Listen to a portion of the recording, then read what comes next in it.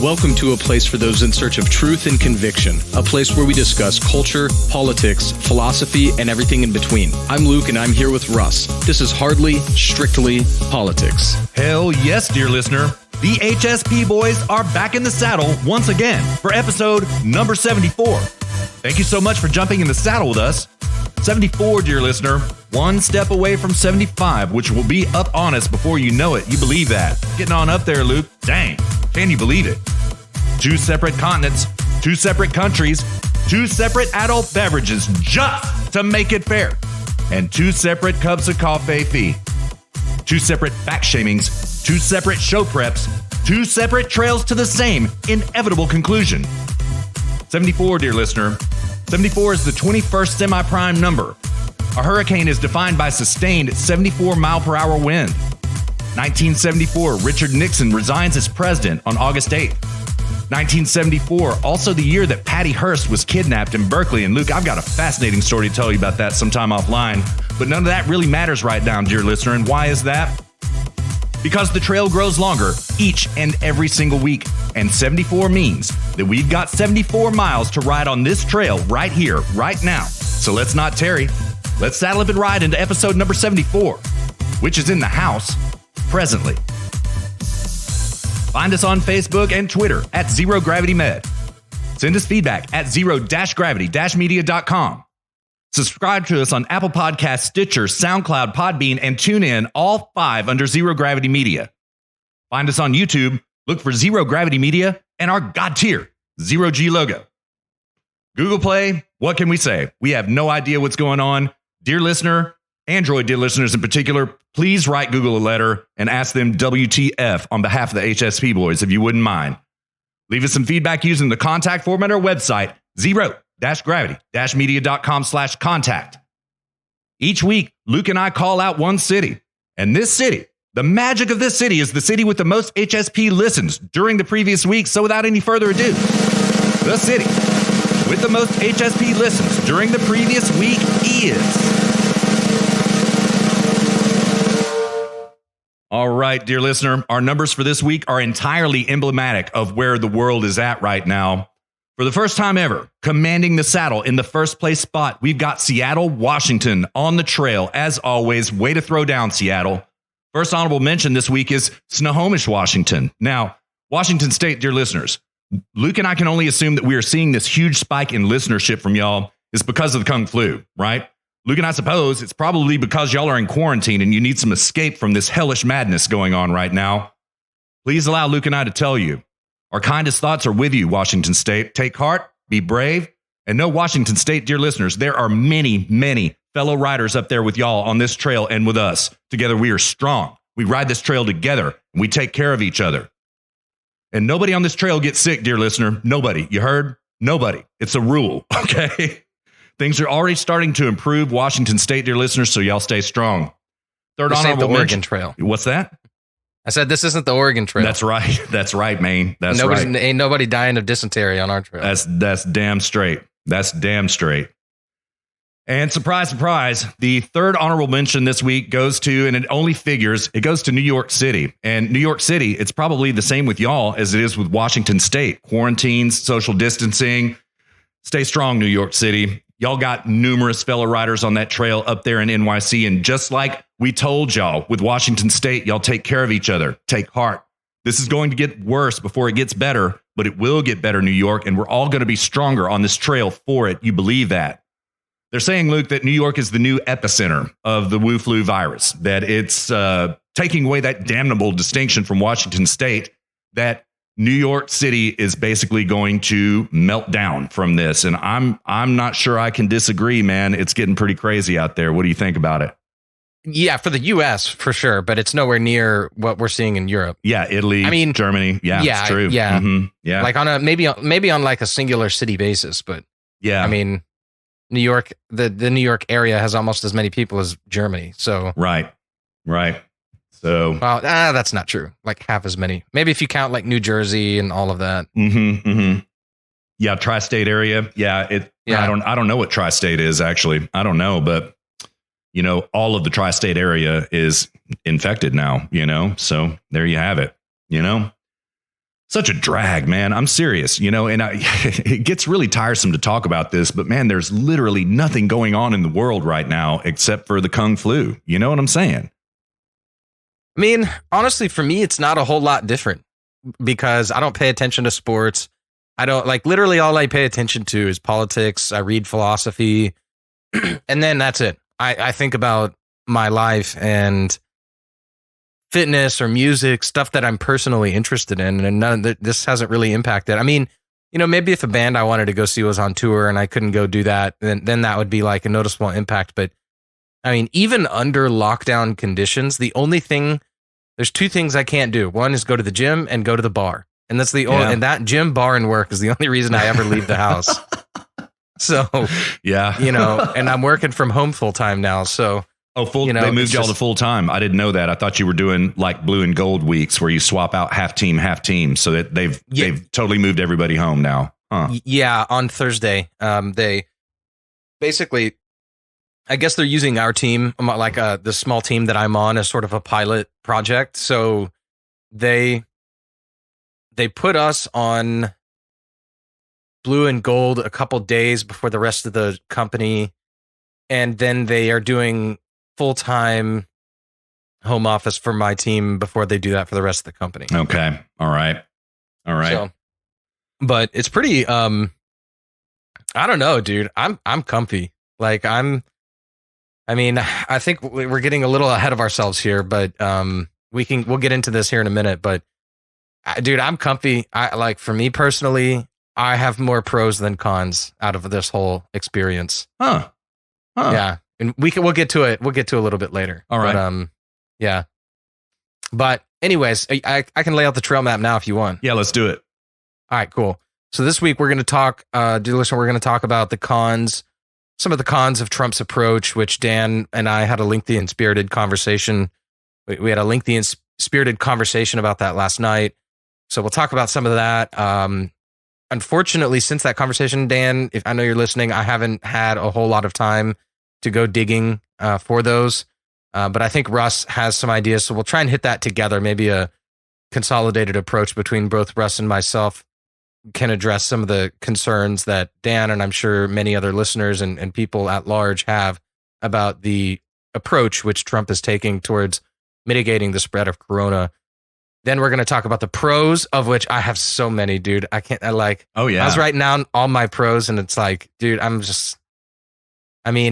get me wrong. It's sad that especially the elderly are being negatively impacted by this. And I'm not, trying to make light of it and say, oh, it's totally worth it. But I mean, you have to be objective and look at the upsides of everything, So I want to talk about that. I talk a little bit about what I think Corona is going to do to our society as a whole. Also, Trump picked his budget. His OMB, Office of Management and Budget. Yeah. Yes, exactly. Sorry, I just went blank there. Yeah, his OMB. I don't know if you saw that, Russ, but I did not. An article. No. Yeah. No. Yeah. It's Russ Vought. Oh, you know what? Yeah, I did hear that. But yeah, I'd forgotten that. It's a crazy week, man. So I did see that. Yeah, and then I'll give an update on Europe, what's going on down in Germany. I've had many people hit me up on WhatsApp and Facebook Messenger and stuff wondering about what's going on in Germany. Are we safe? And blah, blah, blah. Short answer is, not only am I safe, I'm comfy. So, and then just a general other updates about Europe. Then talk about the Trump's usage of the words Chinese virus.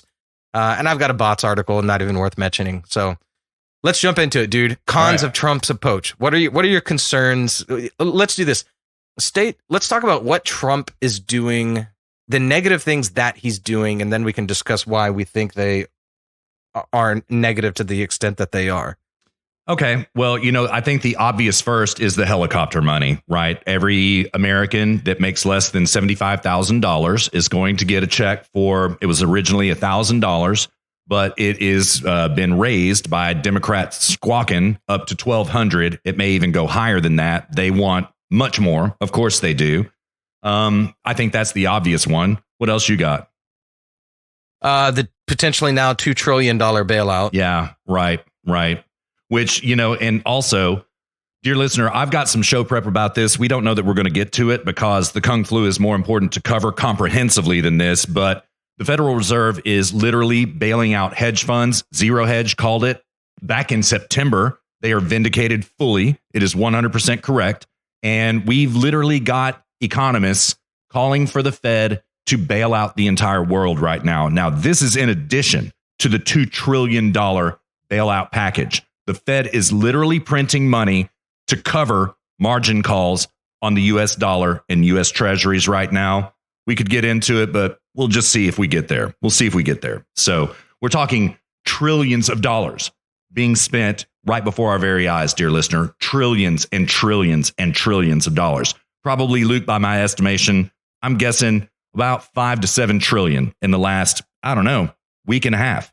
It's crazy, man. That's crazy. When you say bailing out other countries, what is this about? I haven't heard anything about this. Yeah. Okay. So the upshot is this. I can send you a piece about it. There is too much debt in the world economy right now. Okay. It's about 12 trillion right now, 60% of the US GDP right now. All of that debt is denominated in dollars, and there literally are not enough dollars to cover that debt if somebody margin calls. Okay. And if somebody does, and explain to dear listener what a margin call is. What a margin call is when you call in debt, right? Somebody owes you money and you margin call them and they have to pay you back immediately, right? And so the way that this is going to go down, if anybody margin calls, okay, they're going to call in their debts on party A, okay? Party A is then going to call in their debts on party B. Party B calls in their debts on party C, and we have the same situation that happened in 2008 and 2009, except it is going to explode, and there is much more leverage in the system right now, meaning much more debt in the system, and if it explodes, it explodes. Now, listen, I despise the Federal Reserve. I think at the least it should be audited, but probably it really should be shut down. That's what I think, okay? It's an evil institution, and it's entirely in control of our currency and therefore the world's monetary system when you get right down to it. But listen, this is a serious problem, dear listener. They've been printing up, since last Thursday, they printed up $3 trillion to try to keep people from margin calling that $12 trillion denominated in US dollars, okay? $3 trillion in a week. Stop and think about that. That lowers your purchasing power. When the Fed prints currency and injects it into the financial system, that makes your dollar worth less money, okay? This is the absolute worst time for that to happen, where people need to buy supplies, where people need to pay the rent, where people are being laid off and unemployed. It's the worst time in the world for that to happen. Nonetheless, it is happening. Again, the point cannot be missed, dear listener. This is totally separate from the bailout we're going to see because of the Wu flu right now. Totally separate. This is additional money printing and spending going on right now to keep the world financial system afloat. And so how does, make the connection for me here, because I'm a little confused. So how does the Fed inflating the dollar by printing $3 trillion in currency prevent other countries from making margin calls on debt? Because there now is enough liquidity in the system on a daily basis where a bank, for example, or a hedge fund, for example, can borrow from the Fed. More. Yeah. Got it. Can borrow more from the repo that's going on daily right now. They can borrow the more. Physical paper currency. Yes. Yeah. Got it. Yeah. So, and it keeps them alive for one more day is the fact of the matter. That's where we're at. We're day to day. Yeah. So it keeps the it's like Frankenstein, or it's like a zombie. Yes, it is going. Yes, it is. Yes. So, but I mean, at the end of the day, it's a very precarious position. Sure is. It sure is, man. Yeah. And it can't continue. That's the thing. It can't continue. Nonetheless, I get the Fed's position. They have to try to keep the world financial system from blowing up. I get it. Right. And, Europe also is throwing in, I think they threw in 400 billion euros in bailouts, kind of like what the Fed is doing right now, not nearly to the extent that the Fed is doing it. I understand the Fed's position. They're trying to keep the world economy from blowing up. But in so doing, the only method that they know to do it is to print more currency and lend it out. It's crazy, dude. It's crazy. So it is a serious threat. And this is the absolute worst time for this to be happening in the face of this pandemic, you know? So interesting. there we So are. that's 3 trill. And then if they do 2 trill of bailout, we're looking at 5 trillion in total. So Yes, sir. you're right. Yeah, about 5 trill. I fully expect them to do on Thursday and Friday of last week. They printed up 1.5 trillion for the repo fund on Thursday and 1.5 trillion for the repo fund on Friday. I fully expect next week they'll do another 1.5 trillion repo fund bailout. I fully expect it. They have to. They have to try to keep the system afloat. You know, what's a normal day for something like this? Back in the halcyon days of last August, like a normal, first of all, you know, banks and hedge funds hopefully don't have to subscribe, don't have to borrow from the repo fund, right? But a normal day back then was like 40 billion, 30 to 40 billion, right? Then all of a sudden, shit started getting serious in September, and it started growing to 60 billion, 80 billion, 150 billion that the Fed had to inject daily, right? Now they're doing what they're calling the, quote, bazooka shot, and we're up to 1.5 trill, and it's not working. All of this cash being printed is not working, as evidenced by the fact that they need to continue to print this cash. You see what I mean? It's crazy, dude. But this is inflating the dollar. This is not direct debt that we are taking on. In other words, like to our debt, we're only stacking on 2 trill, but then we're inflating by 3 trill on top of it. Well, at the moment, that is true. Yes, that is true. But Steve Mnuchin is talking about creating a 50-year treasury note. That is debt. A 100-year treasury note. That is debt. He has said before in the past, at the beginning of the Trump administration, they asked him that. He was like, of course, there's no demand for that.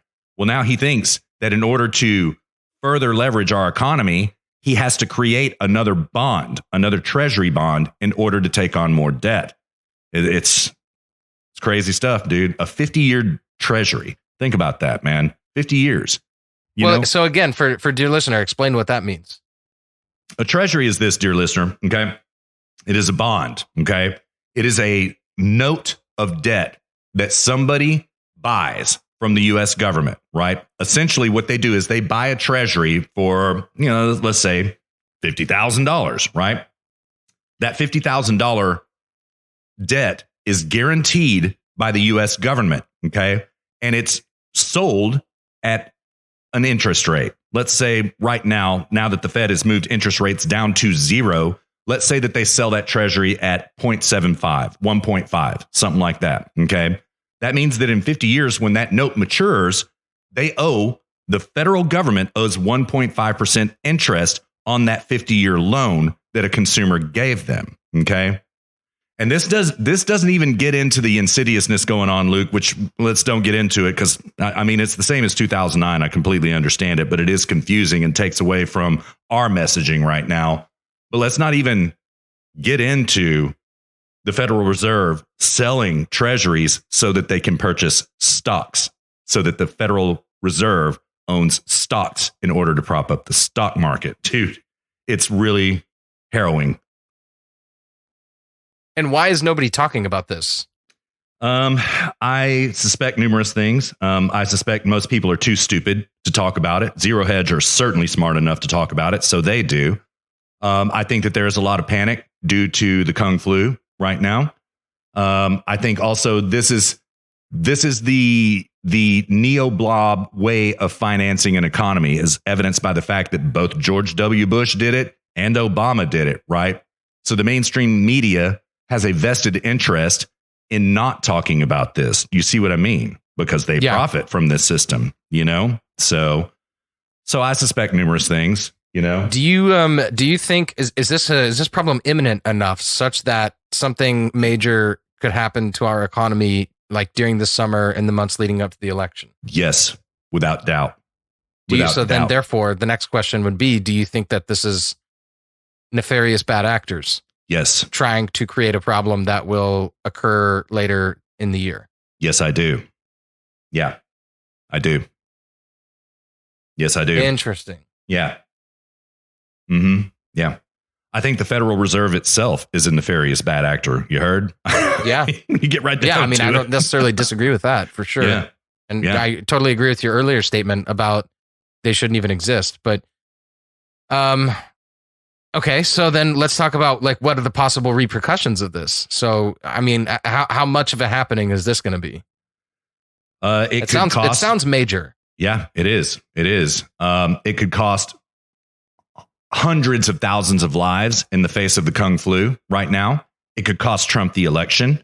It could set off, with all of this that we're seeing in the economy, just due to the Wu flu itself, right? Then you double it down with this, dude. It could kick off a 10-year depression like 1929. No doubt about it. No doubt about it. 20% unemployment, 30% unemployment, these kinds of crazy things. And if that happens, Trump will lose the election. Bottom line, he will. You know? Yeah. But okay. From a more positive understanding, Trump has to have his finger on the pulse of this. I think he does. I see a God tier move going on here, man, because Trump has been on the Fed's ass since day one after his inauguration, since day one. So if the Fed blows up the world, I think Trump has already sufficiently distanced himself from the Fed. Do you see what I mean? Yeah. Yes. Yeah. Mm-hmm. That's actually specifically why I teed that up and asked that question. Yeah. Yeah. Do you think he would actually go with abolishing the Fed? Do you think he feels that strongly about it? Yes, I do. I think that's the reason he hangs Andrew Jackson's portrait in the Oval Office. Yes, I do. I think he is very antipathetic toward the Fed. Yes. Interesting. My God, dude. Now I'm excited. Dude. I know. It could be really good, but like right now, Trump is just content to sit back and let the Fed screw themselves rather than blow them up. You know what I mean? So, yeah. So I see 4D chess going on here, Luke. That's it. That's what I mean to say. I see some 4D chess. Yeah. Okay. Dude, That is fascinating, man. I'm going to go read about this. This is, like the Fed and interest rates and all this, all this whole thing has never been my wheelhouse. I've always find it to be very, very nuts and bolts and, down in the details. And I've always enjoyed a more ideological approach to politics or understanding politics and things like this from a more idea-based, ideological, philosophical, abstract perspective. But this, that's fascinating. And this is something I've been needing and wanting to red pill myself on, like finance, basically, for a long time. So maybe the time has come for me to do that. Yeah, man, I'll send you a couple of pieces. I'll send you those zero hedge pieces. I sent them around to a few people, as a matter of fact. So I'll send them to you. They're a long read, but man, it's like it's great reading. You'll love it. So I'll send them to you. And I know what you're saying, man. This kind of stuff is sort of, intentionally, I believe. Yeah, dry. I believe it's intentionally made kind of, what's the word I'm looking for? Obfuscated is what I mean. It's kind of made obscure to the understanding intentionally. But when you get right down to it, it's not hard to understand. It's very easy. And I red pilled myself about it during the last financial crisis, right? Because I was absolutely wrecked by the last financial crisis. Straight up, I was wrecked, So, yeah, so I figured it out then, So, yeah. Yeah, see, I was still protected. I was still under the protections of youth and innocence back then. Right. Mm-hmm. Yeah. I was one of the many Americans who had nothing to lose. Right. Yeah, I hear you. So, yeah. But yeah, things are definitely different now. That's for sure. Yeah, they are.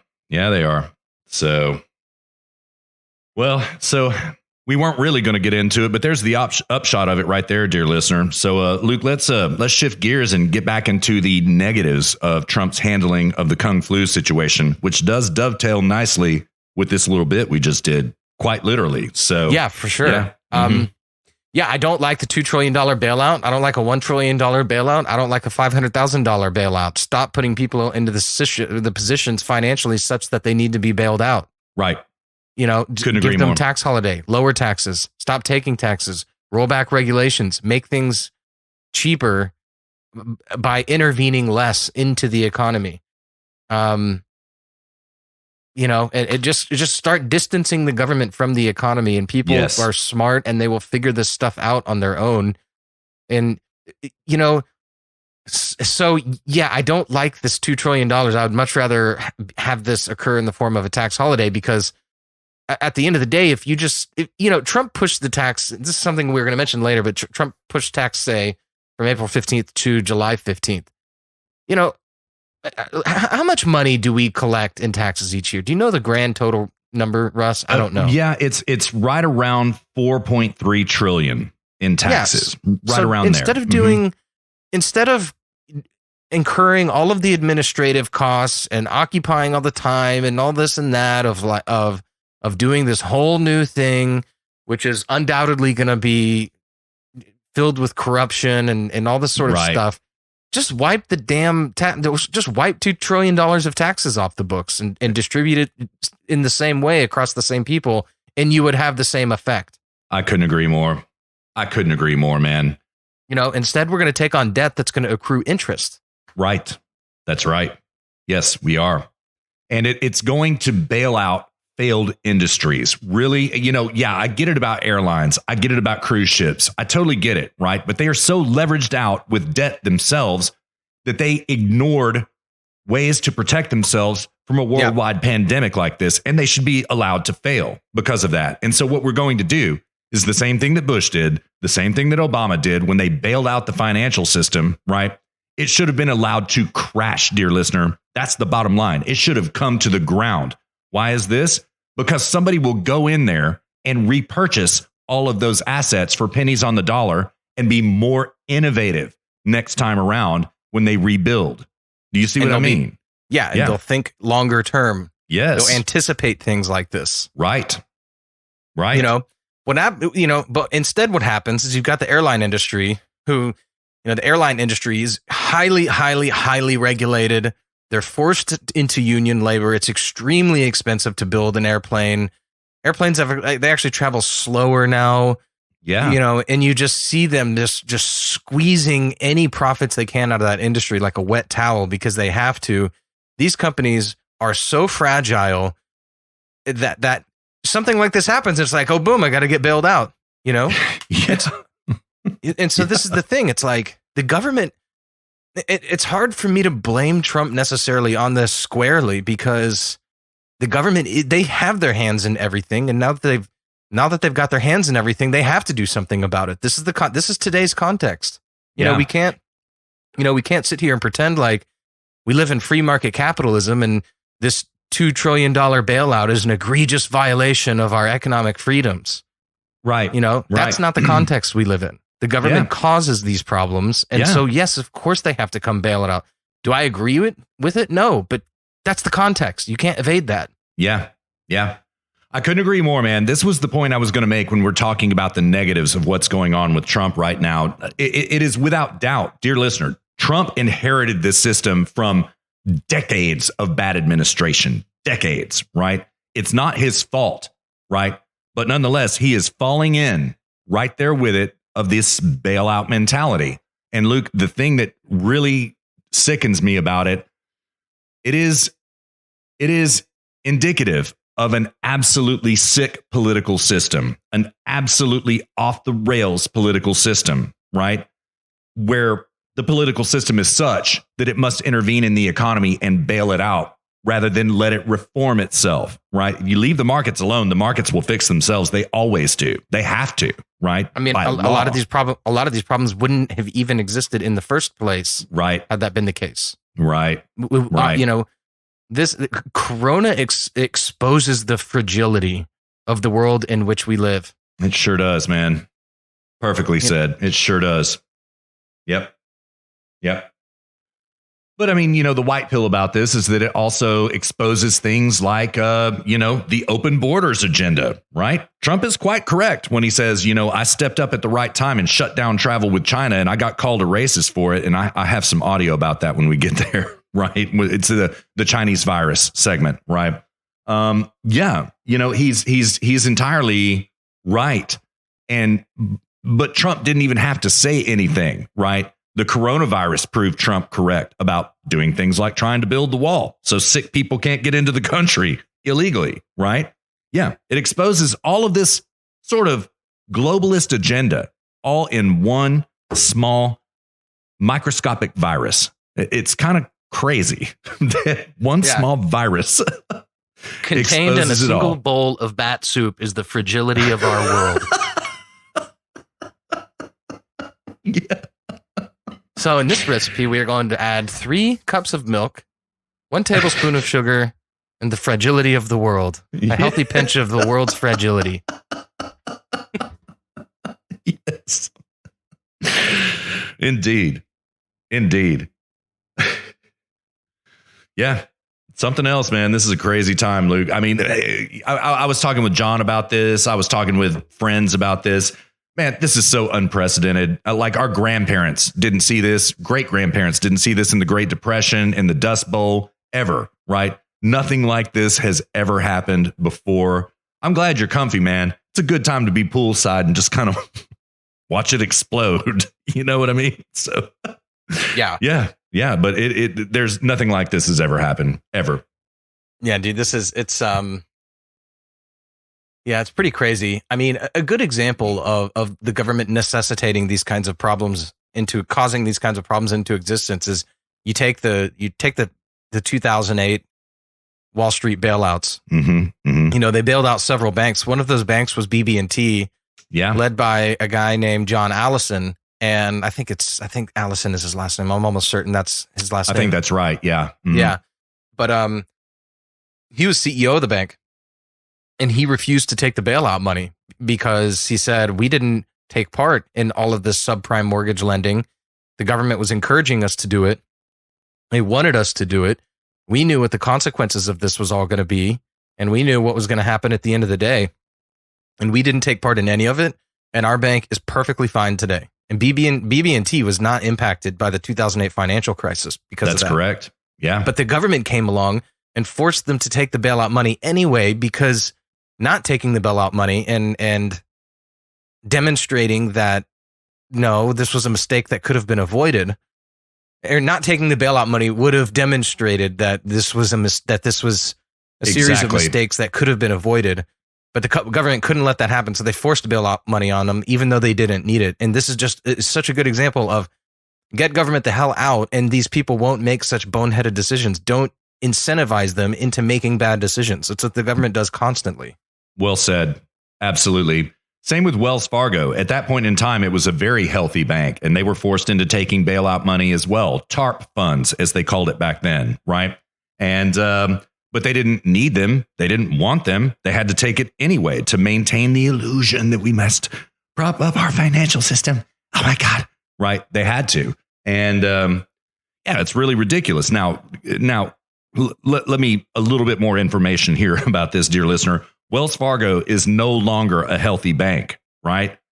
In large part because of what Luke just said, because they had to take those TARP funds. They had to take that bailout money, and this started a contagion that sickened the entire bank and brought it to its knees, in my opinion. We'll see what happens, though. So, yeah, you're right. I couldn't agree more, man. Yeah. Yeah, it's unbelievable, dude. The government should take as free market of an approach as possible and peel back as many regulations as possible, and then operate in that context to ensure that this doesn't destroy our country and our economy. Sure, yeah.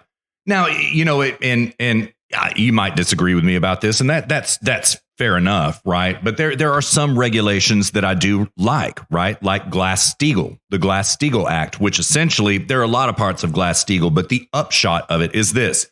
They separated retail banking accounts from investment banking accounts. Never the twain should ever meet, right? In case there was an event like 1929 that happened and all of these investor accounts lost all of their funds. Well, the retail accounts were still guaranteed. People's money was still safe in the bank.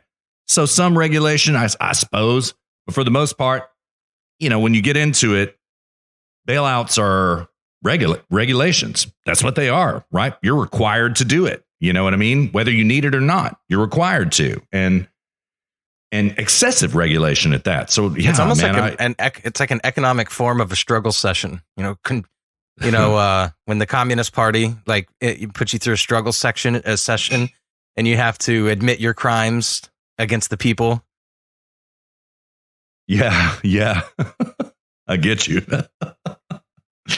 Yeah, totally. That's what the bailout. That's what the economic bailouts are. Yes, sir. Yep. Crazy stuff, man. Crazy stuff. So yeah. I mean, don't get me wrong. Trump's not off the hook on this. I'm not abdicating him of responsibility of this, because I mean, he was quite happy to come out to talk about this $2 trillion bailout. He was, but it's today's context. What else? This is what we have. It's sad, but it's what we have. Yeah. And yeah, it's interesting, Luke, because I agree with you. He's not off the hook about it, but what else is he going to do? He's kind of politically forced to do this because that's the norm. You know what I mean? That's the way our country has been run since, 1948, something like that. So yeah, and I mean, every time, also think about it like this. Every time you make a choice, you make that choice at the expense of all the alternative choices you could have made. Right. So what other choices do you have? Not do this? Say, no, I'm not doing anything. Everything's going to fail. You're all out of jobs. Thoughts and prayers. Yeah. There's a good way to not get reelected in 2020. Yeah, exactly. So I mean, but the question is he going to do anything long term? And this might be a good segue into this. I mean, so he is trying to change today's context. It's not just, the bailout and then let's move on. He is deregulating a lot. He is. And I think this is going to have a really positive impact on the future of our economy. I think so too. Yeah. It's these deregulations that are going to pull the economy out of the drains. It's not the $2 trillion bailout. It's deregulating the economy that he's doing. Yeah. So he's already been far more deregulatory than George Bush ever was, even though George Bush was not a deregulatory president. He's more so than Reagan. He's already deregulated the EPA severely. Yes. And in the context of this, I mean, man, he is I was talking about this on the stream last night. He is crushing it, just using this urgency to just peel back everything. Russ, you'd mentioned the supply chains. Why don't you explain how he's deregulating our supply chains, including trucking?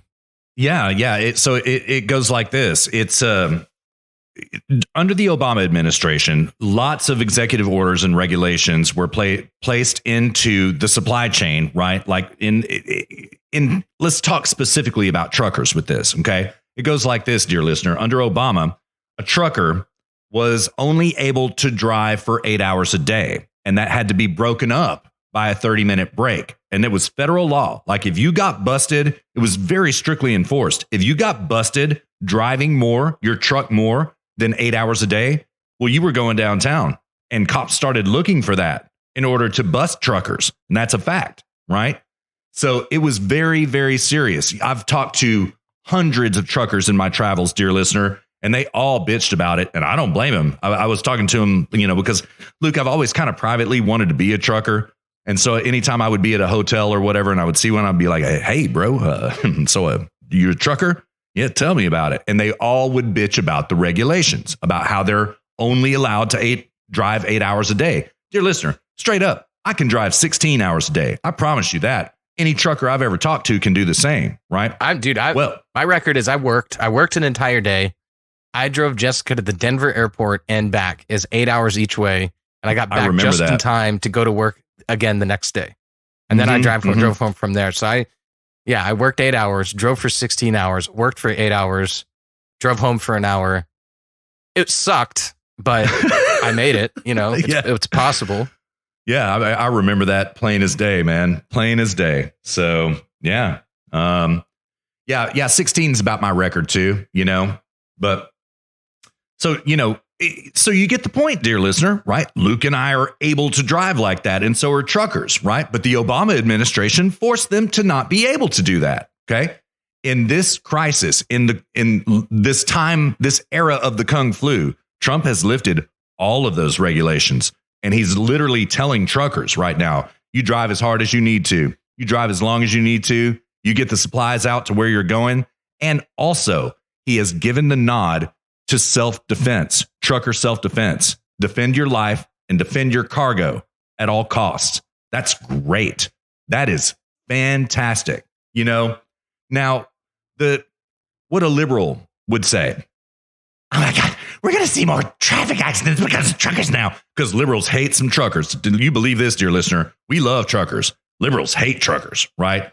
So we'll see if we see a spike in crashes. You know, we'll know in about a couple of months. But you know something, Luke, I guarantee you we won't. We won't see a spike in crashes. I promise you, you know. So there's one deregulation that Trump has done. The same applies to shipping. The same applies to freight, air freight, right? Like all of this is get the goods out as quickly as possible. And it's, well, I'm not going to say it's working yet because we've seen such a run on the supply chain.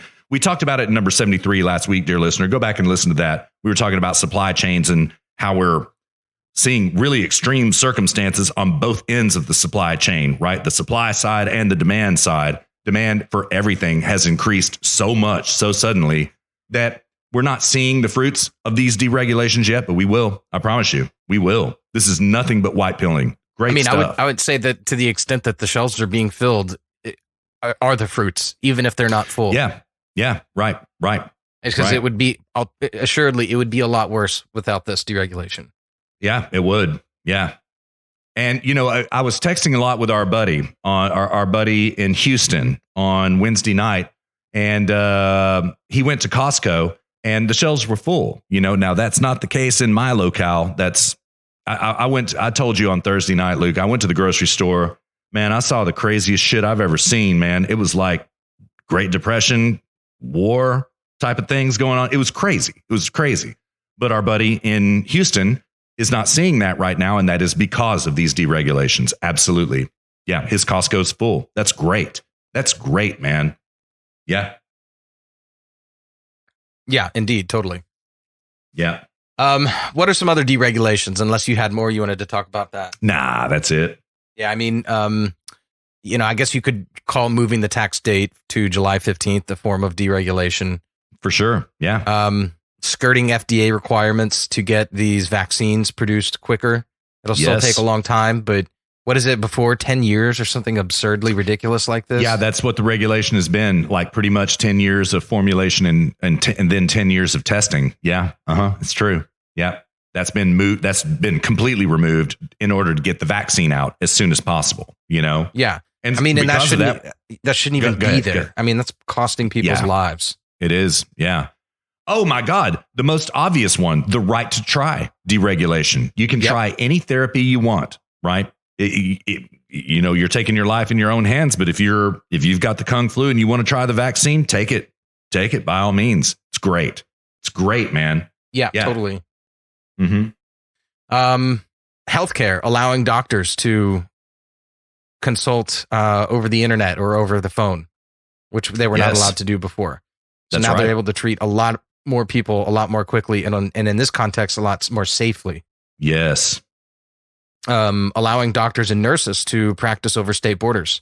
So that's so God tier. That's so God tier, man. Yeah. So, you know, what's happened with this is, for example, in West Virginia, they had for the longest time, almost no cases. So we've got doctors in West Virginia who they could leave and go somewhere. They could go to a place like Florida, go to a place like the tri-state area and practice medicine there where they're actually needed. You know, this is the story of our country, is people going to where the opportunities are, but these regulations prevented them from doing that. It made that illegal. They weren't allowed to go where the opportunities are. They're allowed to practice inside of some arbitrarily defined geographical territory. Yeah, right. I mean, because you had to get a license, right? Yeah. You had to pass state board and get a license for that state, and that's it, right? So yeah. I think one of my favorite deregulations in all of this was actually not Trump. It was Governor Abbott allowing restaurants to deliver food now, including booze, which This is such a good example of business and entrepreneurs figuring stuff out that politicians never would think of. So Governor Abbott made it now legal that restaurants, just, normal restaurants can deliver food, including booze, right? And they weren't allowed to do that before. What did that do? Now they can take all their servers, they turn them into delivery drivers. Yes. So none of them lose their jobs, and the restaurants can stay open, and now they can do all this more safely. Yes. This deregulation just created a whole bunch of jobs. It sure did. It sure did. And Luke, I love it too, because, he actually took it a step further, right? Also, liquor stores can deliver liquor and bars can deliver liquor, right? So it goes like this. Okay, Mr. Bartender, Mr. Bar Owner, sorry, you're going to have to shut your bar because it's a gathering of more than 10 people. Meanwhile, you can go ahead and deliver alcohol to whoever wants it, right? So you're seeing people already. We don't know data yet because it just happened this week, but like bars are like, dude, I've delivered so many margaritas this week. It's insane. People are calling us, asking us for 10 margaritas. And they've created another delivery industry. It's fantastic, dude. It's fantastic. Yeah. Yeah. It's great. I like that one just because it's such a success story so far. Right. Anyways. Right. Yeah, and then also allowing states to do their own preparation, emergency management preparation. Yes. With masks. Did you want to, you mentioned something about this earlier. Did you want to talk about that, Russ? Just real quickly, in the press conference today, the president talked about how they are not monopolizing the delivery system and the administration of healthcare and supplies, right? But they are competing with states for it, right? In the hopes that delivery times become quicker. But he literally said, listen, if Gavin can get masked quicker than the federal government can, that's great. Do it. Right? So now the federal government and state governments are in competition to deliver goods quicker. It's fantastic. Rather than monopolizing control of all of it. It's great. Yeah, I agree entirely. Let me see. I made a little list here. Let me see. Yeah, you eliminated standardized testing in education. Oh, I didn't hear that. Wow. Yeah. So, because this is super time intensive, extremely stressful for the schools. I think for a lot of schools, funding is based on, to some extent, on standardized testing. It is. And he just wiped him off the books. Wow. It's like, dude, at this whole time, every step of the way, I've always just been like, dude, where was Corona when I was a kid, man? Yeah. Yeah. So anyways, yeah, that's all I had on my list. There's some others, but I think those are the big ones. Yeah. I think so too. There are probably numerous others that we don't know about because the situation is so fluid. Things are being deregulated constantly, right? And it's really helping things out, man. The spread of the virus, to contain it, delivery of goods. Just to hit it home one more time, dear listener, what we're saying here is you get government out of the way of all of this capitalist enterprise, it fixes itself. And we're seeing it happen in real time. It's great. Totally. Yeah. Absolutely, man.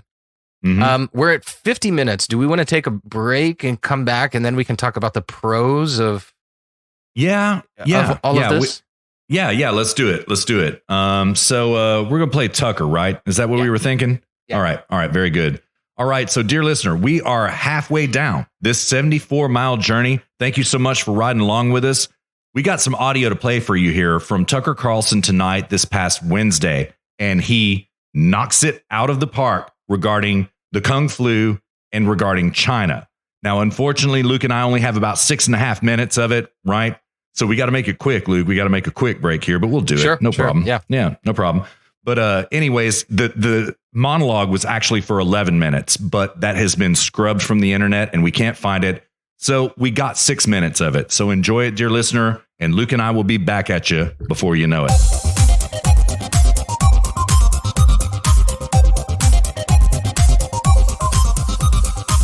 Virus passes, and thank God at some point it will pass. The temptation will be in the United States to return to where we were before, but we can't do that. There's too much to fix, and we've just learned that. This disaster arrived here for a number of reasons. Some of them we could not control. In the age of air travel, disease will always travel quickly. Pandemics are inevitable. We should accept that. But our responses to them are not inevitable. Nobody forced us to outsource the production of essential medical supplies to China. Our leaders did that, and they did it on purpose. They don't want to talk about it now at all, but they did it, and it was a crime. When the country is well enough to function normally, we're going to have to change that immediately for our own sake and for the sake of our children. We need to move essential manufacturing back to the United States. It's crazy not to. More broadly, we'll need to start treating China like the dangerous Cold War level adversary it has clearly become. Don't let them lie to you. This crisis began in China, and that's significant. Whether the coronavirus escaped from a bioresearch lab, as independent Chinese scientists have claimed, or arose in a filthy street market selling wild animals for food. Either way, China's third world health practices played a central role in this disaster. The virus grew to a pandemic because Chinese officials silenced health authorities in that country who tried to warn the public about it. Even now, the Chinese government is determined to crush any unsanctioned reporting from the country. Today, Beijing announced it's revoking the press credentials for reporters from the biggest American newspapers. They don't want us to see what they're doing there. And at the same time, they're threatening us. One state-backed media outlet explained that China may cut off our supply of pharmaceuticals. That would kill Americans. China is an imminent threat to the United States. One of the few upsides of this pandemic is we can now see that clearly, because it is clear. But some of us can't see it. Amazingly, our ruling class is taking China's side. And that, again, is the good news about a crisis. It clarifies things. You can see exactly what side people are on. Now, some of our leaders are doing this on purpose because they're getting rich from China. Many of the media are just too dumb to know the difference. Dumbness is almost always the explanation for how they behave. China understands how to control their emotions and therefore their minds. The Chinese government knows that identity politics is the greatest weakness in the American system. It always is the greatest weakness in every country it infects. And that's why they don't allow identity politics in China. The Chinese know that any debate in this country can be derailed instantly if someone screams racist, as someone inevitably does. So the Chinese have decided to use wokeness against us. The most racist power on earth. This is the country that puts Muslims in concentration camps. The country that stamps out Tibetan culture. The country that would not accept a single Somali refugee at gunpoint. This country is calling us bigoted. It's hilarious in a way. What's amazing is how many in our media take it very seriously. Today's Xinhua News, that's one of China's propaganda organs, tweeted this, quote, "Racism is not the right tool to cover your own incompetence." Okay. In Europe, China actually promoted the spread of coronavirus. In early February of this year, China Global Television Network released a video entitled "Italian Residents Hug Chinese People to Encourage Them in Coronavirus Fight." The video featured a young Chinese man wearing a face mask soliciting hugs from passersby. A month later, that video doesn't look quite as heartwarming. More recently, the same Chinese network tweeted this, quote, "Shall we call H1N1 American flu? No, we'd rather focus on saving lives," said the country that lied about the pandemic. By the way, in point of fact, the 2009 H1N1 outbreak began in Mexico, not the United States. Meanwhile, China's ambassadors are already spreading the lie that the Wuhan virus originated here in America, maybe created in a lab by the Pentagon.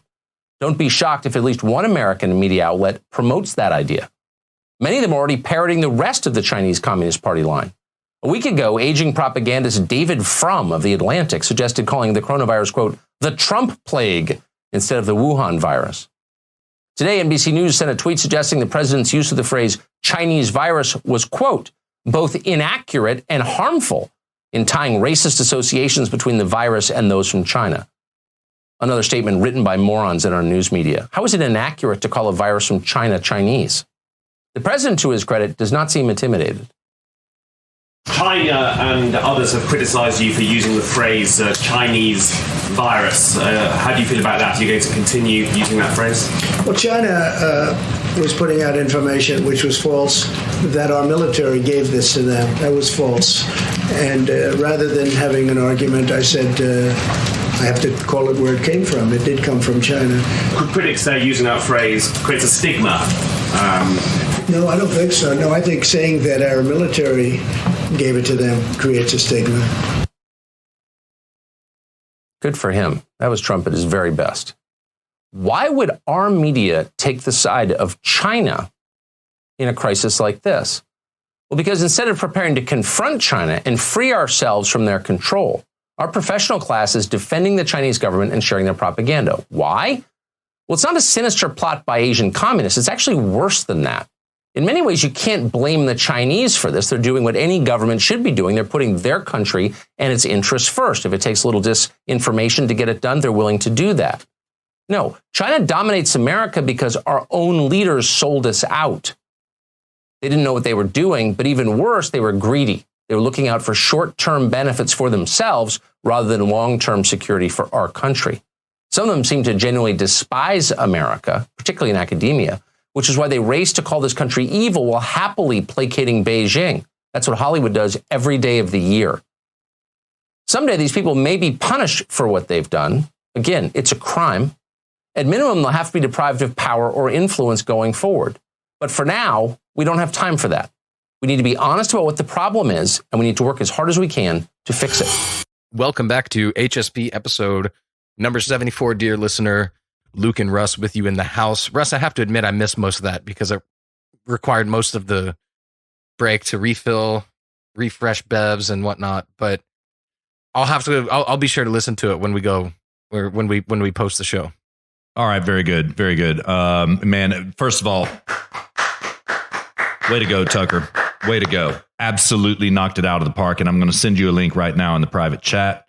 There it is right there if you want to listen to it, after we get off the horn or whatever. Absolutely blew it out. Absolutely blew it out. And dear listener, refer to mine and Luke's premise in the first segment about how a pandemic like this clarifies things. Exactly what Tucker was just saying. It's not just about this globalist agenda. It is about the fact that we now see clearly that it's not Russia.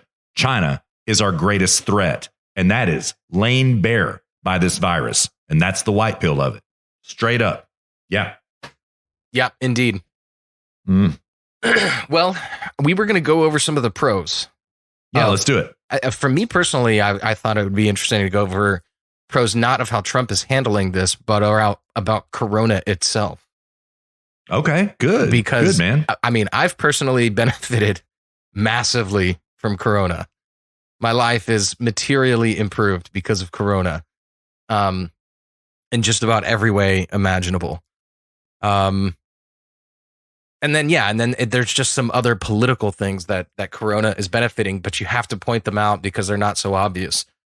So on the political side of things, we've got the deregulation of that we've already mentioned, deregulating healthcare industry and the FDA, deregulating education industry.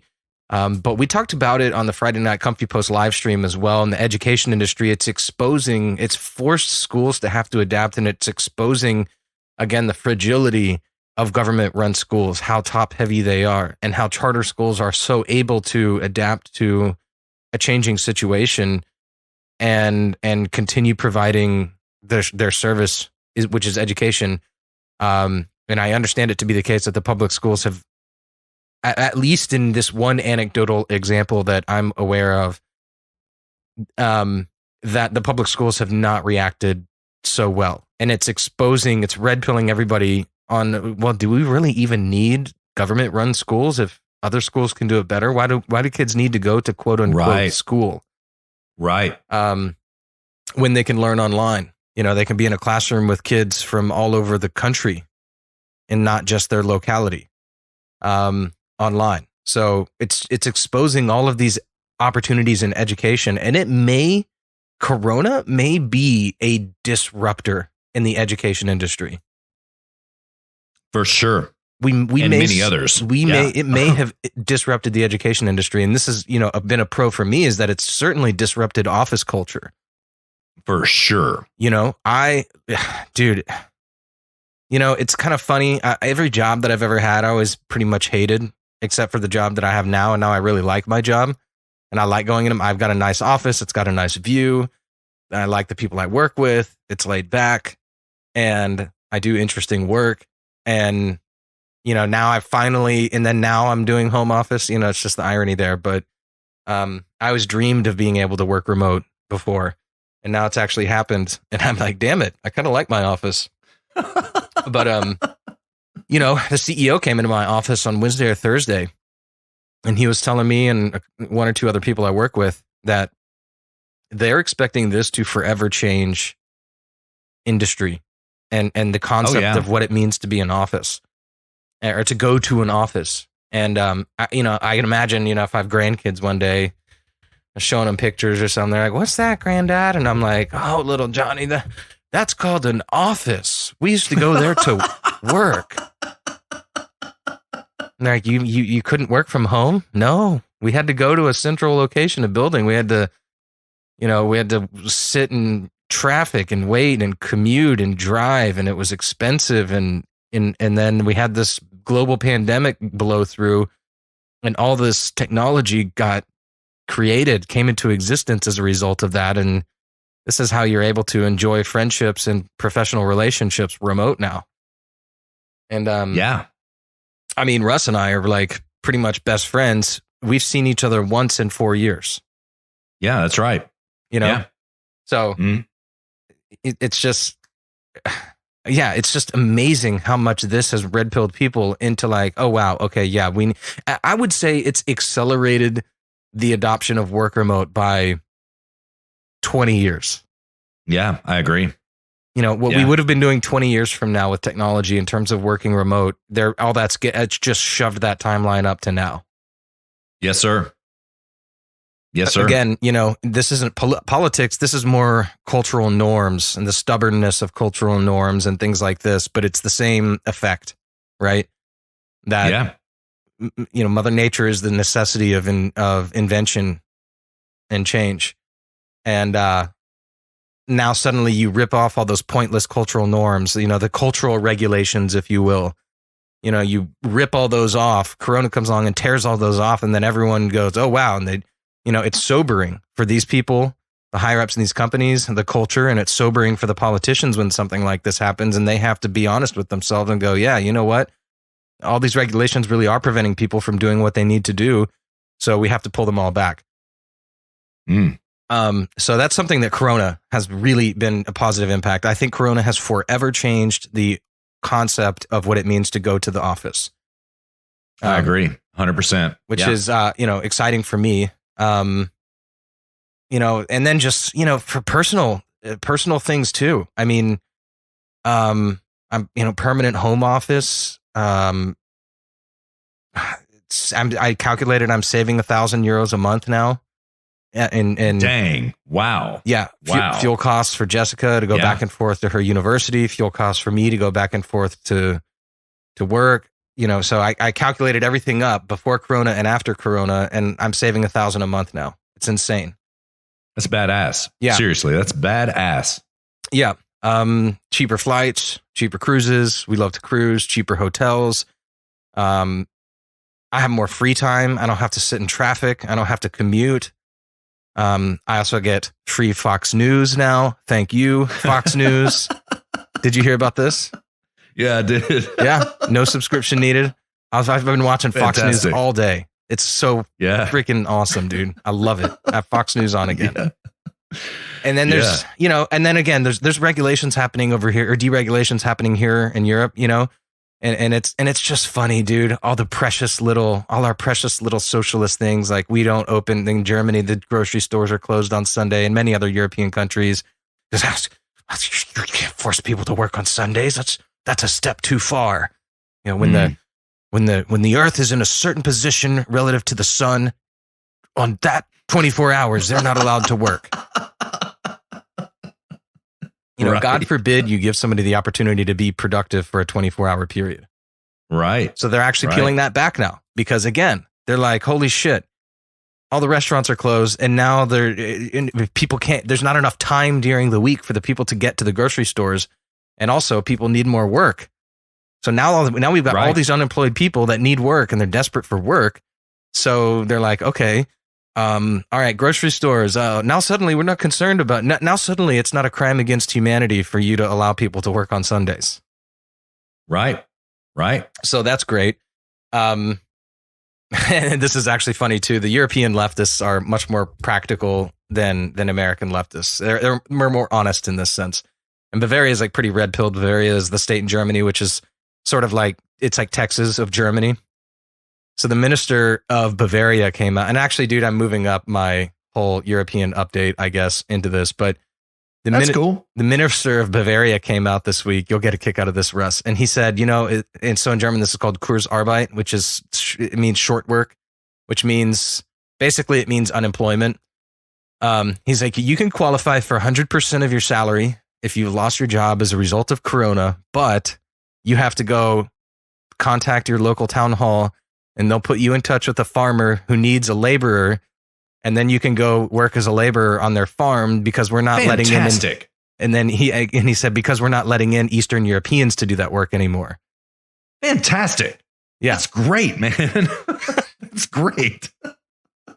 So he's like, normally this is like the Poles, like the Polish and the Romanians do this work. But now because of Corona, they've shut the borders and not letting them in to work. So they need workers on the farms now. So he's like, yeah, you can do unemployment, but you have to go work on a farm. Right. That's great, man. That is so good. Yeah. Which I thought that was hilarious. Yeah. Yeah. And there were actually a couple of other deregulation things that happened.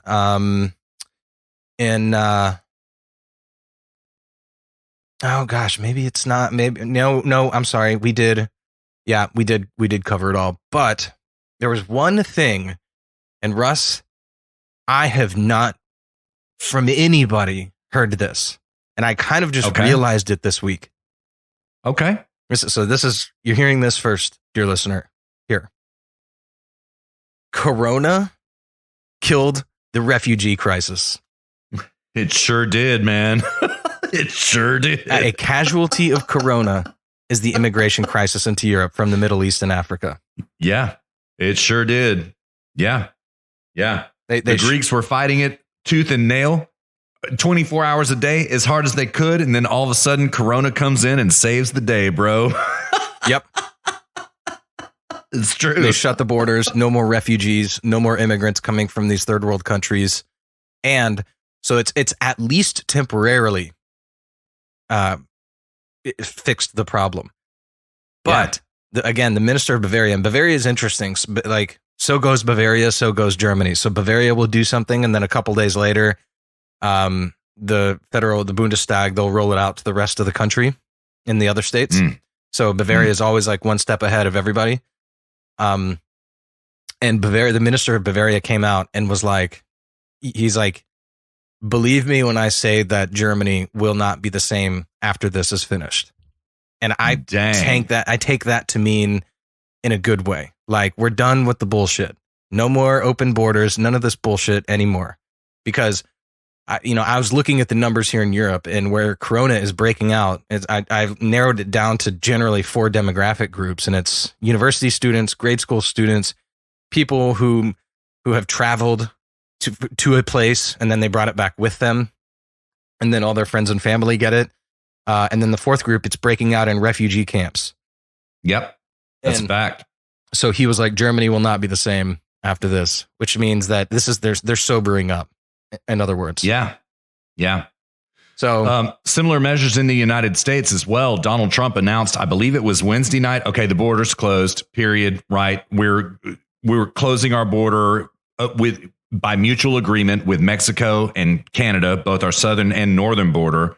He announced that today, but even Wednesday, he was like, we're no longer taking asylum applications at all. We're not taking them. And if we bust you, we're, illegal passenger into the United States, we're throwing your ass right back into Mexico right then. No catch and release, no going to a shelter, no, none of that. You're out. And, it's a good thing, man. Yeah. Temporarily solves the problem. Yeah. Yeah. Yeah. I think that, they still have to solve the problem, but I think it's a little bit different in Europe because they've been suffering so much worse under this. Yeah. Because here's the thing. True. Europe and the United States is different. And I tell Europeans this. I tell them, look, if you want to take on a bunch of immigrants, and I'm not necessarily an anti-immigrant person, I don't really have like this Nick Fuentes Groyper type of view on this. I'm generally friendly to immigrants given a certain context, right? If the conditions are right, then immigrants can be good, right? But America's right on this like teetering balance of whether that's good or bad. Europe, it's just categorically bad. And the reason is that they're not a society that is set up to take on immigrants, let alone mass amounts of immigrants. It was Absolutely incredibly correct. difficult for me to find even menial labor here. And the reason for that is they have this, again, you know, you had Buttigieg and these other people coming out, going on about the wonders of the European internship and apprenticeship program, and we need to adopt that here. Well, guess what that does? When you have an apprenticeship program, you've created a 2-year apprenticeship program for all of the labor that immigrants are qualified to do. So immigrants are either one of two categories. They're either very high in the socioeconomic status. In other words, they're Indians or Chinese that are coming here for their doctorate degrees and becoming medical doctors and brain surgeons and people like this, or high-level programmers, or it's people at the very low end of the socioeconomic status that are coming for your service industry jobs and things like this. Right. And so too is the case in Europe. So they still get these like high-level people, but most of those people honestly go to America. There's more opportunity there for those kind of people. But then the low socioeconomic status, all those jobs are apprenticeship jobs. And they can't, they're not qualified to do any of them. So then they get here and they're like, what the hell is this? There's nothing for me to do. And then they get pissed off and then they start rioting. And then people, and really they get there and then there's no work for them. They can't do anything because they can't go into an apprenticeship program. They have to speak the native language. Europe is just not a society set up to take on massive amounts of immigrants. So they tried to do this virtue signaling leftist thing, which is flood the country with immigrants because, we're nice and we want to help. And then didn't recognize the fact that they're just simply not set up to take all of them on. And it created this massive problem. And there's resentment on both sides as a result. Right. And that's Europe's situation. And Corona just nuked that problem out of existence. Dude, so well said. So well said. It is kind of a different situation than the United States. I mean, they're analogous, but really you delineated perfectly just then. It's so good, man. So good. Yeah. Anyway. So, and I haven't heard anybody recognize the fact that Corona just fixed the mass immigration into Europe problem. Yeah, I haven't either. And the United States, for that matter. Yeah, I mean, in the United States, the media hit it and quit it pretty much. But of course, yeah, the media wants to keep all eyes on them talking about the horrors of the Kung flu right now, rather than the white pills of it. And dear listener, we understand people are suffering. We're not trying to be cruel here, right? But like Luke said in the very beginning, you've got to look at the upsides, downsides, and upsides of everything. There are always both. Always both. Well, sometimes things are categorically good and sometimes things are categorically bad. Right. But those are the exceptions to the rule. They are the exceptions. So, yeah. So, I mean, for me personally, it's like I'm saving a ton of money, $1,000 a month. I get back, hey, dude, Coronachan, UBI up in the house. Yeah. Maybe Yang saw this coming and just he's like, all right, I don't need to run anymore. Yeah, exactly. I got Coronachan UBI. Yeah. Yeah, I mean, so I'm just, dude, I'm doing home office. I can go into the office if I want, but I don't have to. I'm saving $1,000 a month, saving tons of time commuting. I'm not sitting in traffic anymore. The stores are open on Sundays, so I can go shopping on Sundays now, which always annoyed the shit out of me. Yeah. I'll be able to travel and vacation cheaper in the coming months and perhaps even year or two. I mean, I've got more free time. I've got Fox News on in the house. It's like, dude, for me personally, I made out like a bandit, assuming I don't get sick and nobody I know if I don't get sick and nobody I know gets sick. And then I made out like a bandit on Coronachan. Yeah, man. And, not to mention, I think another positive benefit of this, you have more time with Jessica right now. Everybody has more time with family and friends right now. It's fantastic. Yeah, right. Totally. You get back to basics of human relationships, in-person interactions, unlike Luke and myself, who have seen each other one time in the last 4 years. And that did happen to be a Trump rally for the record. Yeah. So it was fantastic. It was. So, yeah. But like familial bonds being restored. This is fantastic. Friendships growing, strengthening, right? Local communities who are going to help each other. It's great, man. It's great in that regard. So, yeah, with Luke's caveat that assuming that nobody gets sick that or you get sick. Yeah. And I also have to say, I mean, this is for me personally, I benefited from something like this. So far up until now I have. But I mean, there are for me, there's probably 10 others who, I mean, I don't know, maybe one other, I don't know, but there's no way for me to statistically know that. But for every one of me, there's another person who lost their job. There's another person who's facing financial destitution. And so I'm not saying that like, all right, yeah, we're pro Corona now, but you have to look at your own context, look for the silver lining, really think about the positives and the negatives of something given your own context, and stop focusing on this platonic universe that's like, society and Corona. I mean, you have a context too. And what's your relationship with this that's happening? And how is it positively or negatively impacting you? And if you can isolate and identify some of the negative impacts, then you can mitigate that. For me, a big one. Right. For me, I had some uncertainty around food, so I bought some canned goods. I had some uncertainty around, of all things, toilet paper, which has been incredibly annoying. And so what I did is I started just going every single day to different stores, and then started talking to the people that worked there, and I started learning like delivery times and delivery schedules, and then like finally scored some today. Good, man. Good. Yeah. Like no in-person social contact. Well, okay, I'm trying to do a lot more online social contact with you and other friends, and stock market. So you've got to look at the negatives and mitigate the negatives and lean into the positives, and you have to do that by looking at your own personal context. And not this platonic floating universe of like, oh my God, society's collapsing because of Corona. Right. And in my case, the only real negative impact this had, I already mentioned, is I can't go to I've got 2 Irish bars I like to go to, and I can't go to those, which sucks. And then the gym. But, to mitigate the gym, I bought gymnastics rings, and I've been wanting to learn how to do rings and calisthenics for a long time. So I'm learning a new way of working out and doing it outdoors with speakers and stuff. And it's springtime right now, and I can do that because I'm working from home. So it all works together really nicely. So, so that was a negative, but I mitigated that negative out of existence. So I turned that negative into a positive. So you have to look at your own context, think about your relationship to your reality, look at all the positives and the negatives of this versus before, mitigate the negatives and lean into the positives. Right. Yeah, well said. Couldn't agree more. Like, listen, Luke and I don't give financial advice, dear listener, right?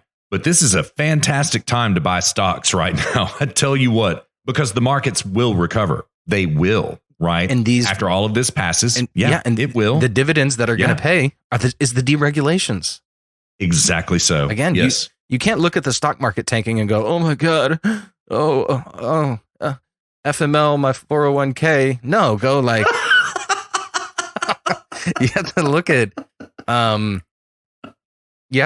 like the deregulation. You go, oh, hell yeah, dude. Like he just used this as an opportunity to deregulate the shit out of the economy. I'm going to buy more, I don't know if you should or shouldn't, but I'm just saying that's maybe a possibility. I don't know. I had one friend tell me he was going to get rid of it after it recovered. He was going to get rid of his 401k entirely and buy precious metals. I'm like, dude, precious metals are insurance. They're not really an investment, That's right. Yeah, that's right. And, yeah. So I don't know, maybe he thinks differently about that, but you got to think about this stuff and don't just focus on the negative, and don't focus on this platonic floating universe that is a collapsing society, Right. And by the way, dear listener, it's a good time to buy precious metals too. There has been downward pressure on precious metals. I mean, we don't give financial advice here, but just something to think about. Yeah. Gold, something to think about. I checked yesterday. Gold's at a 6-month low, or almost at a 6-month low. It is. Yeah, it is. Mm-hmm. Yeah. So, I mean, I'll just want to close this section out unless you had any pros that you wanted to. I don't know if you've even thought about this, Russ, because I didn't tell you we were going to talk about this, but I don't know. I mean, how's Corona impacted your life, and good or bad? Personally, you. Thus far, only negatively. Okay. And that's my unique context. And there is a very specific reason for it. That is because my labor, dear listener, is so important. What I do is so important. My boss's boss has directly ordered me to stay at work even when they let everyone else go. which they have now done. By that, you mean not laid off, but let go home, work remote. Yeah, you're right. Work from home. Yes. Yeah, exactly. Yeah. Yeah. My bad. You're correct to clarify that. And so, yeah. And so I still uniquely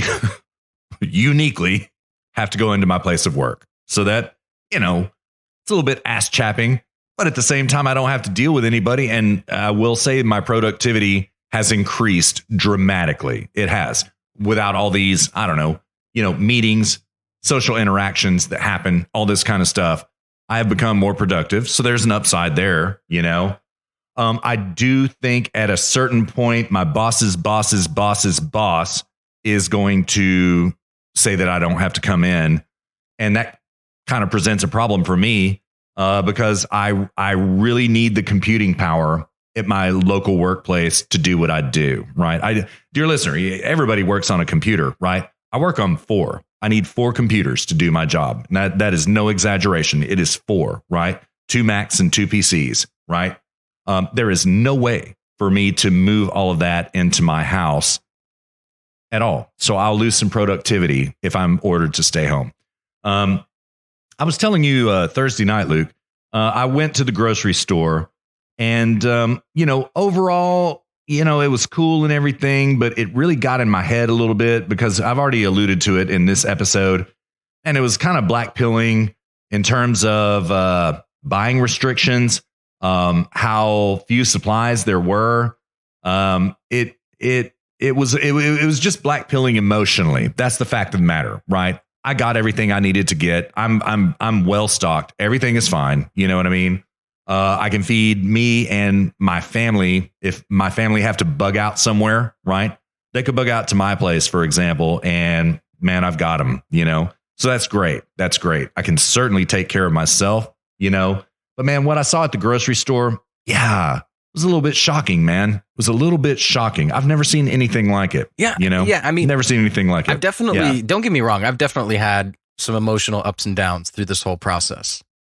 But it was this week that I really took inventory of the whole situation as it's impacting me. And that's when I was like, holy shit, what am I upset about? Like, I've got a couple of problems here. If I can mitigate those, then this is just nothing but massive upside. Yeah. Yeah. I mean, I hear you. An upside to something that you just said is a light being shined upon your importance in the context of your employer. I hadn't even thought of it that way. Yeah. Yeah. Ultimate job security. Yeah, exactly. Ultimate job security. But it was funny. Russ and I were talking earlier this week, dear listener, and I asked Russ, I was like, dude, how is it every job you get, you always get cucked somehow? Because it's so true. It is, man. It is. So, except for the HSP business, I never get cucked by HSP. So yeah, there you go. Thank you. Thank you, Zero Gravity Media. Thank you. So, yeah. Zero Gravity Media is a no cuck. It's company policy. No cucking. Yeah. Yeah, that's right. That's right, man. Yeah. Yeah, well, then I'll just close this section out that I had written down some thoughts earlier before the show. At the end of the day, I think what Corona has done is, again, something that we talked about at the beginning, is they've revealed the fragility of the state of the West. And that something like this, which is, it's a pandemic, but it's not Spanish flu 1918, at least not yet. Right. It can, in our age, 100 years later, something like this can still 100 years later grind our economy to a halt. And that is proof that these, my precious government healthcare, my precious government benefits, our precious government run schools, they're all built and designed for a normal world. They're built and designed when things are operating as they're supposed to, as they normally do. And as we know, looking throughout history, there are times in which things are not normal, either for, well, Will and Ariel Durant wrote War, Famine, and Pestilence. And, so sometimes the world isn't normal. And when that happens, it's entrepreneurs, not presumably, but entrepreneurs, given that they are free, that they step in and fix things. It's not politicians, it's not lobbyists, and it's not bureaucrats. So the question that Corona reveals is what would our lives be like if entrepreneurs were working to provide these services like school, healthcare, all these things, if that was the normal, if that was normal, and politicians getting involved were the exception to the rule. And right now, what Corona has done is revealed that we live in a world in which that's the opposite. That it's politicians. That's so, yeah. So smart. Politicians, lobbyists, and bureaucrats, that the industries that are most strained by this are the politicians, lobbyists, and bureaucrats who have created this top-down, top-heavy, highly static, unable to adapt, slow to adapt, very fragile industries that, and Corona has just blown that up. And then now we've got a president who's saying, all right, well, entrepreneurs, come help us. Let's partner up and get this fixed. Yeah. And then deregulate. Yeah. And so it's just revealed that what is normal is, what is causing the problem is the normality of our situation. That's what Corona has revealed. And that what should be normal is entrepreneurs being free to provide solutions and bring things to the marketplace. Yeah, it is so funny. John and I did not record the forum this week, but Luke, that is exactly what we were talking about, is the fragility of the West right now. And a lot of it is self-enforced. A lot of it is leftist enforced, and a hell of a lot of it is government enforced. And we were talking about the same thing, other than what you just said, which the solution is entrepreneurship at this moment, right now. Entrepreneurship. That's the solution. Well, yeah. I mean, I think, but more importantly, more fundamentally, what I was trying to point out is that, yes, that's true, but it begs the question, how severe would this have been if entrepreneurship was our normal? Right. For the last 100 years. Right. You know? Right. And then only in the rarest of occurrences, like, I mean, World War II, for example, or the Civil War, for example, you know, the exception to the rule is the government steps in and says, look, guys, we need to ramp up tank production. Things like this, you know? And then other than that, gets the hell out of the way. That's what, to me, that's what Corona has just blown up everything on. Yeah, I couldn't agree more. Yeah. That, man, I loved that last Friday press conference that Trump did, where he brought up all the CEOs, that one, and absolutely declared private industry and government partnership. Now, Luke and I talked about this a little bit before the show, dear listener. This is not fascism going on right now. It's partnership. It's mutually benefited partnership, right? It's not government control of the means of production. That's not what it is, right? It is Trump saying to private industry, let us help you do whatever you need to do what you do. It's God tier, man. It's great, and it's going to work. It will work. So I think it's great, man. Yeah. Yeah. Let's just hope that that we learn something from this. That's what I think is important here. Yeah. Is not that we just in this moment do what we need to do to solve the problem, but that we learn from why that worked. What if we just let that become the normal and say, okay, well, you guys solved such a great problem. I wonder what other problems you can solve. And then they just let them stay free, you know? Yeah. So I don't know. With Trump at the helm, I think it's promising. We'll see in 2020, you know, if he gets beat by presumably Biden in 2020, I would imagine all these regulations coming flooding back immediately. Oh, yeah. Absolutely. You know, anytime a Democrat is elected, anytime, that is the way, the timeline we're on right now, that's the way it's going to go, you know? Yeah. Unless we learn something here, exactly what Luke just said, unless we learn something, and refer to our audio break, right? That's what Tucker was talking about. We need to learn about China right now. We need to learn and reform, you know? Yeah. Too true. Well, this is, I mean, this is a good segue into the Chinese virus comment. I mean, dude, I have one thing to say about this. This just illuminates so vividly the Trump derangement syndrome. Because all you have to say in return to someone's like, I can't believe he said Chinese virus. That's so racist. It's like, okay, cool. Like, I'm waiting for you to get on Wikipedia and start editing Spanish flu out of it and talking about how we need to come up with a new name for the Spanish flu. Right. And those poor bastards, man, it didn't come from Spain. It once again came from China, and Spain got cucked with it. And that's a fact. Yeah. And that's kind of what China's trying to do right now, is cuck us with should we call this the Trump plague? Yeah. Yeah. That's why Trump is saying Chinese. He's not saying this to be racist. He's saying, Right. to keep the record straight here, he's like, it wasn't American soldiers that brought it to China. This is a Chinese. This is well, potentially manufactured, but its Yeah. origins are in China and nowhere else, and that's why he's saying this. So all these people are just totally some form of dishonest when they ascribe this to racist intentions. Well, either dishonest or nefarious, I would actually say. They get it just as well as we do, but they're going to push this talking point anyway, out of malevolence, straight up. Yeah. Yeah.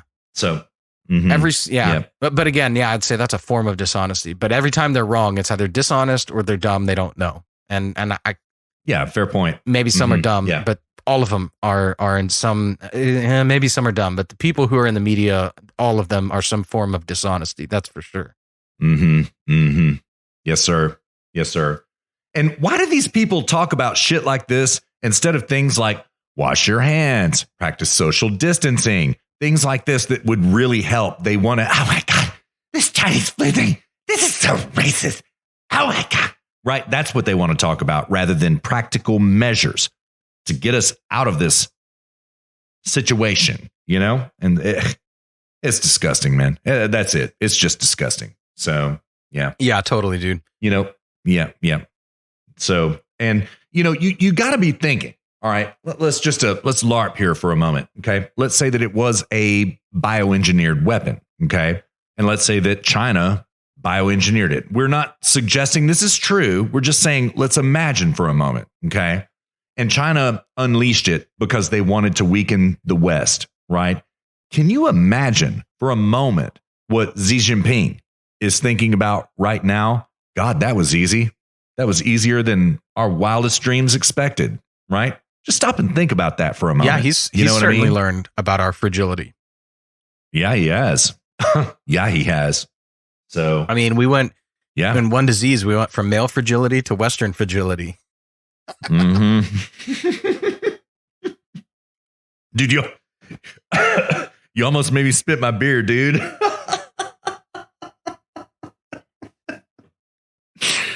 Oh, dang. Yeah, just so.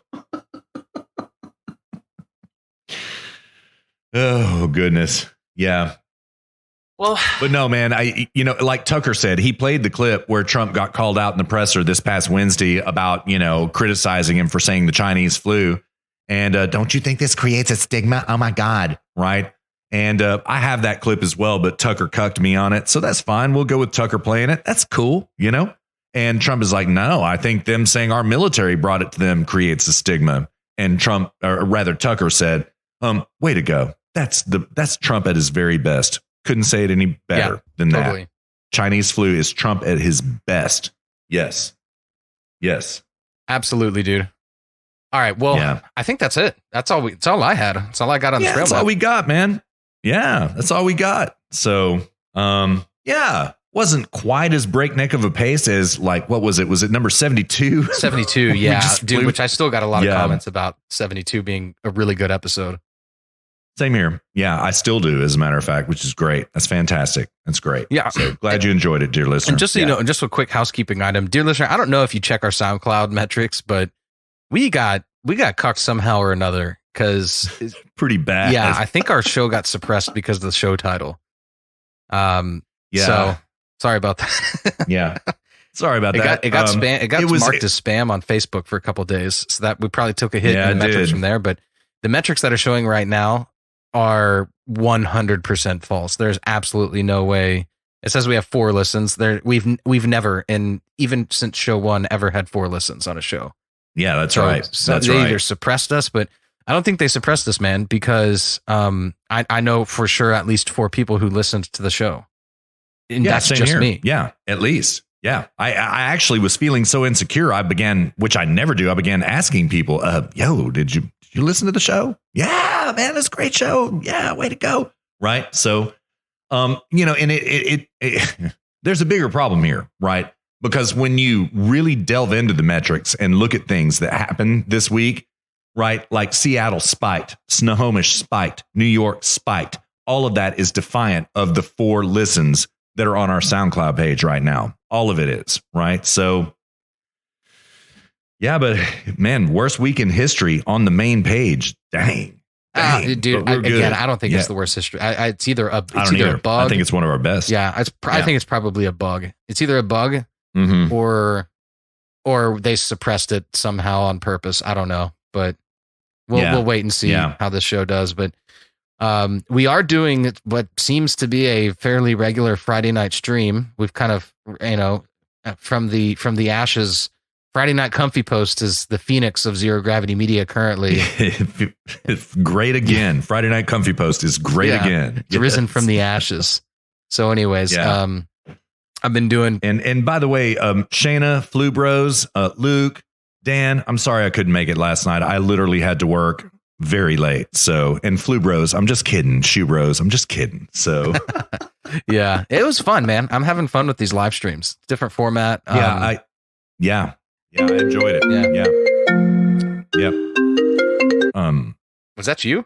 Yeah, it was. Sorry about that. It's all good. Yeah, I'll cut it out. Oh, it's all. Yeah, I'll cut it's it all out. good, man. No worries. Yeah. It just shows how important we are. Yeah. Right. All right, dude. It was John. John's hitting me up, so I'll call him back in a little bit. All right. So sorry, John. Sorry, we're in the red right now. Right when you called, I'll call you back in a little bit. My apologies, old friend. Sorry about that.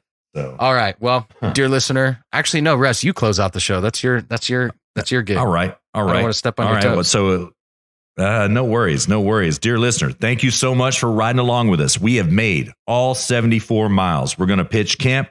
We're going to share some food. We're going to share some drink. We're going to take care of each other. We're going to talk about tales of the trail, and we're just going to enjoy each other's company right now. You heard. Thank you so much, dear listener.